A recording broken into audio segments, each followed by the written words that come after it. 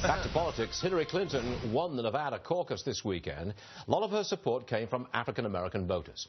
Congressman Hakeem Jeffries of New York is with us today. Democrat, I take it? Yes, sir. And you have endorsed Hillary? I have, proudly. Are you a little worried that if her support, the support of African-Americans, is vital to her getting the nomination, that will be seen in a broader context as over-dependent on one group?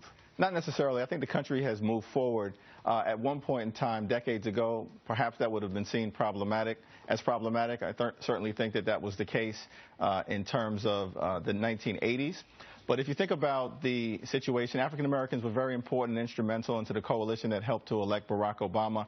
He not only was elected, but he was reelected. I think that if the African American community continues to stand behind Hillary Clinton, as I expect they will, she'll still be in a good position to win a general election in November. Flexing political muscle. Why not? Absolutely. Nothing wrong with that. It's part of the American way.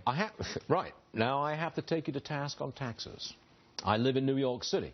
I'm charged New York City taxes, New York state taxes, and federal taxes. Add it all up, and I lose 60 cents on every dollar that I make. And Hillary, and especially Bernie too, they want more. Would you address the morality of that when a government takes way more than half of a man's income?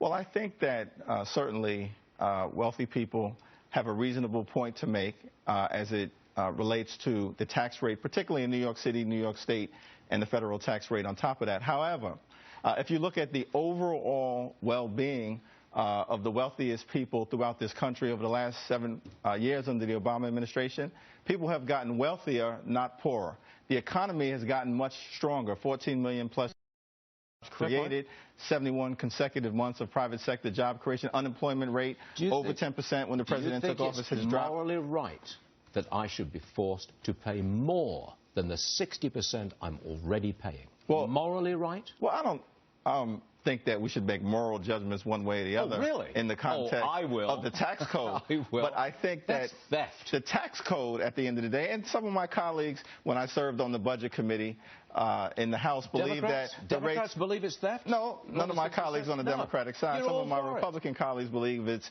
confiscatory, I think is the term that has been used. Exactly. But I would point out under President Clinton, when he raised the top tax rate from 35% to over 39%, 20+ million jobs were created during that 8-year time period. So I think you've got to look at the tax code in the context. Wait. There's a lot more to it. You've got to look at the tax code in the context of the economy and the overall health and how the average American benefits. There is a lot more to it than that, but you know, you got your word in there, and I don't have a chance to respond. Hakeem Jeffries, you're welcome on this show. Thank you. Thank you, sir.